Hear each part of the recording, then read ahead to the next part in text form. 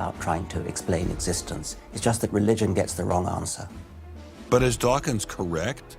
Are science and religion really at war? For an appraisal of this continuing and protracted conflict, we can go to a reporter who has watched the growing conflict with the perception of a trained military observer. Oxford professor Alistair McGrath, author of The Dawkins Delusion, seemed like the ideal person to answer my question. Richard Dawkins has a charming and very, I think, interesting view of the relationship between science and religion. They're at war with each other, and in the end, one's got to win, and it's going to be science. It's a very naive view. It's based on a complete historical misrepresentation of the way science and religion have interacted. Dawkins seems to think that a scientific description is an anti-religious argument. Describing how something happens scientifically somehow explains it away. It doesn't. But the questions of purpose, intentionality, the question why, still remain there on the table. And I think it was just a catastrophic mistake to have someone like Dawkins address himself to profound issues of theology, the existence of God, the nature of life. He hasn't committed himself to disciplined study in any relevant area of inquiry. He's a crummy philosopher. He doesn't have the rudimentary skills to meticulously assess his own arguments. Genius guy, though. Very smart guy. A little bit of a reptile, but a very smart guy. The opposing point of view in this conflict rests on a fundamentally different vision of man. If you have two distinguished scientists, and in fact you can range many more on each side, as you know, saying exactly opposite things, that's telling me that the conflict is not between science and belief in God. Otherwise, you'd expect all scientists to be atheists.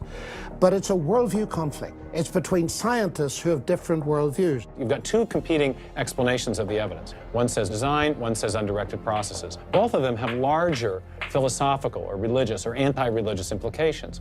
So you can't say that one of those two theories is scientific and the other is unscientific simply because they have implications. Both have implications. People who tell you, for example, that science tells you all you need to know about the world, or that science tells you that religion is all wrong, or science tells you there is no God, those people aren't telling you scientific things. They are saying metaphysical things, and they have to defend their positions for metaphysical reasons. What is being presented to the public is, first comes the science, and then comes the worldview. I would want to argue that that may not be the case, that it may actually be the other way around, that the worldview comes first and is influencing the interpretation of science. My deep regret is some people are so deeply entrenched in their own worldviews that they will simply not countenance alternatives. I'm actually a person of the left.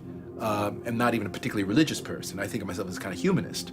And I think it's sending a very bad message to religious people who are interested in science, that in some sense, in order to do science credibly, they have to leave their religious beliefs at the door. The founders of early modern science, Sir Isaac Newton, Robert Boyle, Johannes Kepler, Galileo, most of these early scientists all not only believed in God, but they thought their belief in God actually made it easier to do science.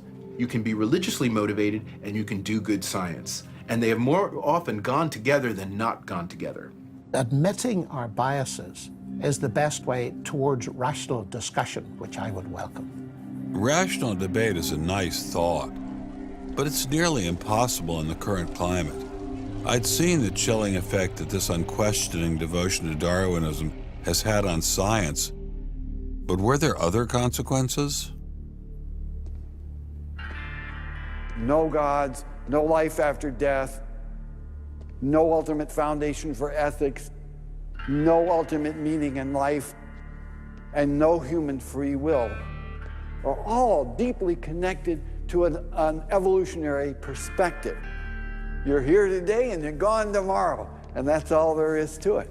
Dr. Will Provine, professor of the history of biology at Cornell University, gave us another disturbing glimpse into where Darwinism can lead. Oh, I was a Christian, but I never heard anything about evolution because it was illegal to teach it in Tennessee.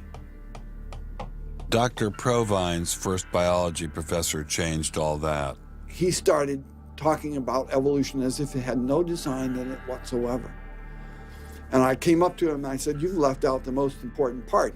And he said, if you feel the same way at the end of one quarter, I want you to stand up in front of the students in this class and tell them this deep lack in evolution.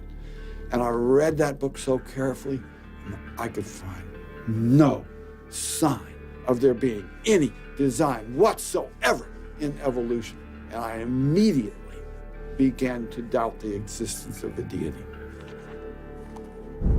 But it starts by giving up an active deity, then it gives up the hope that there's any life after death. When you give those two up, the rest of it follows fairly easily. You give up the hope that there's an immanent morality. And finally, there's no human free will. If you believe in evolution, you can't hope for there being any free will. There's no hope whatsoever of there being any deep meaning in human life. We live, we die, and we're gone. We're absolutely gone when we die. Dr. Provine is no stranger to the prospect of death.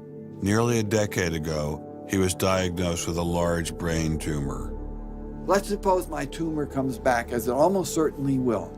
Well, I'm not going to sit around like my older brother did last year, and he was dying of ALS, Lou Gehrig's disease. He wanted desperately to die, but we couldn't help him die. I don't want to die like that. I'm going to shoot myself in the head long before then. I'm going to do something different. I hope these are empty words for my friend, Dr. Provine, because shortly after this interview was recorded, he learned his brain tumor had returned. I don't feel one bit bad about holding the views that I do. There's not anything in the views I hold that makes me, oh, I wish I had free will, or, oh, I wish there were a God. I don't ever wish that. Dr. Provine's deconversion story was typical amongst the Darwinists we interviewed. Biologist P.Z. Myers, who runs the pro-Darwin anti-religion blog Pharyngula, says science eroded his faith as well. I never hated religion. I found religion quite comfortable, and I liked the people in it. What led to the atheism was learning more about science, learning more about the natural world, and seeing these horrible conflicts with religion. And it was then, when I discovered evolution, when I discovered Darwinism, that I realized there's this magnificently elegant, stunningly elegant explanation, which I didn't quite understand to begin with. When I did understand it, then that finally killed off my remaining religious faith. After hearing these stories, I was not surprised to discover that most evolutionary biologists share Professor Dawkins' views. It appears Darwinism does lead to atheism, despite what Eugenie Scott would have us believe. And if you separate out the ethical message from religion, what have you got left? You got a bunch of fairy tales, right? I think that God is about as unlikely as fairies, angels, hobgoblins, etc. Religion, I mean, it's just fantasy, basically. It's completely empty of any explanatory content. And it's evil as well. Half the people in this country think that drugs is what you have to regulate to make us safer, and half the people think guns, that's what you got to regulate to make us safer. But I always think if you're going to regulate one thing that has the most potential to cause death and destruction, religion. You got to start with religion, and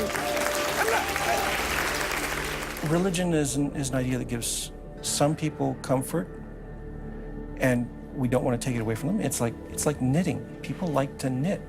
You know, we're not going to take their knitting needles away. We're not going to take away their churches. But what we have to do is get it to a place where religion is treated at the level it should be treated. That is something fun that people get together and do on the weekend and really doesn't affect their life as much as it has been so far.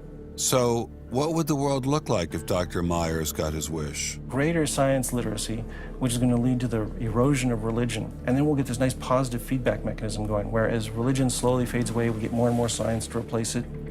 And that will displace more and more religion, which will allow more and more science in. And we'll eventually get to that point where religion has taken that appropriate place as a side dish rather than the main course. But will eradicating religion really lead to a modern utopia?